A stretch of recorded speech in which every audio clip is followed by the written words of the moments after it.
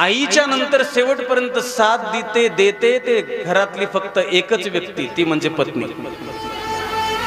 म्हणून ज्यांचे ज्यांचे जोडीदार निघून गेले त्यांना विचारा काय अवस्था आहे ते. अरे माणूस आहे तोपर्यंत माणसाला आपल्या जोडीदाराची किंमत कळत नाही, पण ज्या दिवशी जोडीदार निघून जातो ना त्या दिवशी माणूस एकटा पडतो. त्याला विचारणारं कोणी नसतं, त्याच्या सुखदुःखात सहभागी होणारं कोणी नसतं, त्याला विचारणारं कोणी नसतं. त्यावेळेला जोडीदाराची आठवण येते. एखादा वृक्ष असेल ना तर त्या वृक्षाला जर वेल असेल ना तर त्या वृक्षाला शोभा वेलीमुळे आहे, आणि एखाद्या वेलीला वृक्षामुळे शोभा असते ना. शेवटच्या क्षणापर्यंत साथ देते ती फक्त पत्नी आहे, ध्यानात ठेवा. त्याच्या पुढे बोलू. आपल्या भांगामध्ये लांब लचक सिंदूर भरते ना माऊली, त्याचं कारण काय माहितीये का? तिला फक्त एकच उद्देश असतो की आपलं जगणे मालकासाठी आहे, आणि आपल्या डोक्यावरचा माथ्यावरचा सिंदूर आहे ना तो लांब लचक भरण्याचा उद्देश एवढाच आहे की माझ्या मालकाला उदंड आयुष्य देवाने द्यावं, म्हणून एवढं लांब लचक सिंदूर भरते ती माऊली. एवढंच नाही, ती माऊली उपवास करते. कुणासाठी? मालकासाठी. आपलं संपूर्ण जीवन समर्पित करते. कुणासाठी? मालकासाठी. म्हणून एक गोष्ट ध्यानात ठेवा, आम्ही सगळ्या जगाला खुश करण्यात व्यस्त आहोत. कुणाला वाढदिवसाचे शुभेच्छा, कुणाला फोन लावून बोलण्यात व्यस्त आहोत, पण घरी येऊन आपण कधीतरी आपल्या पत्नीला दोन चांगले शब्द बोलायला शिका. ते तुमच्या घरची दासी नाहीये, अरे तीच घरातली माऊली आहे. महाराज रात्रंदिवस बिना पगाराचं काम करणारी घरातली एकमेव व्यक्ती म्हणजे घरातली माऊली. प्रसंगाला तीच वेटर होते, प्रसंगाला तीच आचारी होती, प्रसंगाला तीच मास्तरीण होते, प्रसंगाला तीच महाराज तुमची आईही होते. मी बोलत नाही, सुभाषितकार सांगतात, कर्णेषु कार्येषु मंत्री, कर्णेषु दासी, भोज्येषु माता, शयनेषु रंबा. एकच माऊली पण सगळं कार्य करते घरातलं. ज्या वेळेला जेव घालायचा विषय असतो, तुम्हाला जेव घातल्याशिवाय ती जेवत नाही, म्हणजे ती तुमची एका क्षणाची पत्नी आहे, पण अनंत कालाची ती माता आहे. तिला तेवढाच आदर द्या. आणि ज्या घरामध्ये स्त्रीचा सन्मान होत नाही त्या घरामध्ये देवता वास्तव्य करीत नाहीत. यत्र नार्यस्तु पूज्यन्ते रमन्ते तत्र देवताः. मग तेवढाच सन्मान द्या, तेवढा सन्मानाने तिला वागणूक द्या. आणि एक वाक्य सांगतो, घरातल्या पत्नीची बाकी दुसरी काही अपेक्षा नसते महाराज. फक्त एवढी अपेक्षा आहे की माझे मालक जर घर बाहेरून आले ना, आल्यानंतर फक्त एक स्मित हास्य करावं आणि फक्त दोन गोड शब्द बोलावे. अरे कधीतरी म्हणावं माझ्या मालकाने की दमलीस का म्हणून म्हणावं. एवढीच अपेक्षा आहे माऊल्यांची, दुसरी काहीच अपेक्षा नाही महाराज. जीवनभर राब तुमच्या घरामध्ये राबतात, सगळं करतात. ते कुणासाठी? बाकी सगळ्या घराने विरोधामध्ये जाऊ द्या, त्यांना तकलीफ होत नाही. आई बरोबर बोलतोय का मी?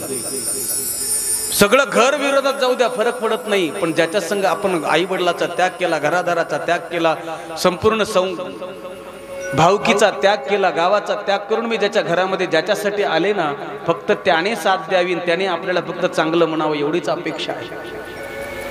म्हणून कधीतरी चांगलं बोलत जा. आतापर्यंत नसल म्हणलात तर घरी कधी एखादी वेळेस गेलात फक्त एवढं म्हणा, दमलीस का, थोडं बसून आराम कर. दुसऱ्या दिवशी सगळ्या महाराष्ट्रातल्या भाज्या तुमच्या ताटात नाही आल्या तर मला भेटा. लक्षात येतंय माझं बोलणं? म्हणून एकमेकाला सन्मान द्या. शेवटपर्यंत साथ देणारी व्यक्ती म्हणजे आपल्या घरातला आपला जोडीदार आहे. ते निघून गेलेल्या व्यक्तीला कळते की आपली काय अवस्था आहे.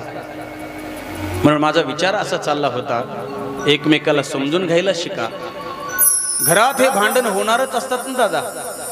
पत्नी जर रागावली, तिने जर भांडण चालू केलं तर तुम्ही थोडी माघार घ्यायला शिका. काही फरक पडत नाही. मी नवरा आहे म्हणून तुम्ही तिच्यापेक्षा दुप्पट आवाजात बोलणं हे उचित नाही. तुम्ही माघार घ्या, ते एका मिनिटात गप्प बसेल.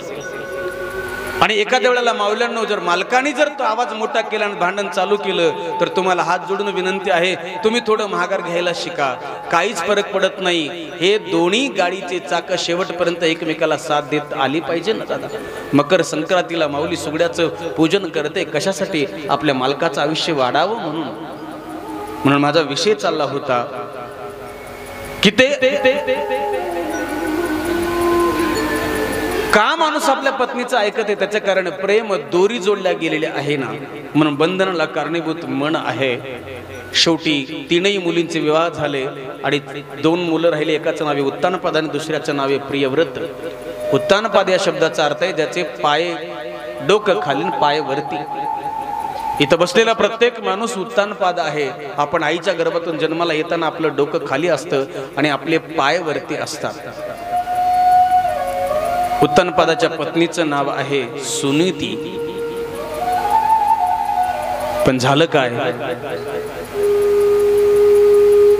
एका सुंदर मुलगी दिसली आणि त्याला ती आवडली आणि त्याने तिला प्रपोज केलं आणि तिला सांगितलं मला तुझ्याशी लग्न करायचे. तिने सांगितलं बापाला विचार. बापाला विचारलं, त्याने तिच्याशी लग्न लावून दिलं. पण काय झालं? चांगलं वागणारी पतिव्रता माऊली सुनीती, नीतीप्रमाणे वागणारी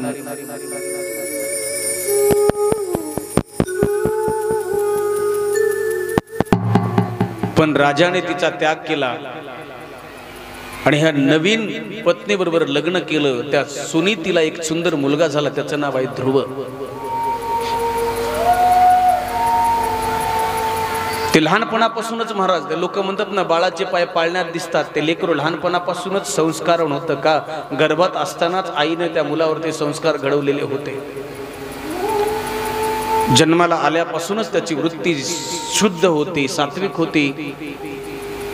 जीवनात काहीतरी मोठं होण्याची त्याच्याकडे धडपड होती हे बघितलं. एक दिवस रांगत खेळत खेळत सहज महाराज खेळत खेळत 5 वर्षाच्या वयामध्ये बापाच्या मांडीवरती बसायला गेले. सावत्र आईनं त्याला ढकलून दिलं.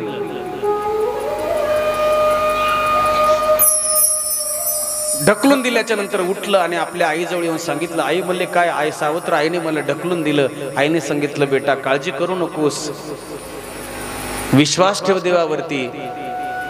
जे लोक आज आपल्याला टाळण्याचा प्रयत्न करतात ना, तेच लोक उद्या तुझी वाट बघतील. ध्यानात ठेव फुलाचा हार घेऊन. एवढे शब्द आईचे ऐकले आणि आई काय करू सांग ना? काही नाही. ती काय म्हणाली तुला? काही नाही म्हणाली. तुला जर या गादीवर बसायचं असेल तर वनात जा, देवाची भक्ती कर, देव प्रसन्न होतील, आशीर्वाद दे मागतील. आशीर्वाद माग की माझा जन्म सुरूची मातेच्या गर्भातून व्हावा, असा आशीर्वाद द्या म्हणावं. चांगली गोष्ट सांगितली. प्रत्येक गोष्टीचा निगेटिव्ह विचार घेऊ नका, पॉझिटिव्ह विचार घ्यायला शिका. कोणी अपमान केला लगेच महाराज राग भरू नका, लगेच त्याच्यावरती राग करू नका. पण एक विचार करा की मला का बोलला असेल हा याचा विचार करा. आत्मपरीक्षण करायला शिका आणि बोलून लगेच उत्तर द्याल तर एवढा परिणाम होणार नाही. पण जो बोलला व्यक्ती त्याच्यानंतर तुम्ही शांत राहा. त्याच्यानंतर थोड्या वेळानंतर जी व्यक्ती बोलली त्यालाच पश्चाताप होईल की अरे अरे चांगल्या माणसाला मी विनाकारण बोललोय, कारण नसताना. ध्रुव बोलले काही नाही, आईचं उपदेश ऐकला. आईने सांगितलं एक काम कर, मग जर देवाकडे जायचंच असेल तर एक काम कर ना, जा. आई कुठे राहतो तो? म्हणे वनामध्ये, जंगलामध्ये. निघाला ध्रुव. 5 वर्षाचं वय आहे. एक गोष्ट सांगू का? 3 हट्ट या जगामध्ये प्रसिद्ध आहेत. एक हट्ट आहे स्त्री हट्ट, दुसरा हट्ट आहे बाल हट्ट आणि चौथा हट्ट, तिसरा हट्ट आहे तो राज हट्ट आहे. या 3 हट्टाच्या पुढे कुणाचंही काही चालत नाही. बाल हट्ट लहान वयामध्ये एकदा बुद्धीवरती परिणाम झाला की झाला, ते कुणाचंच ऐकत नाही.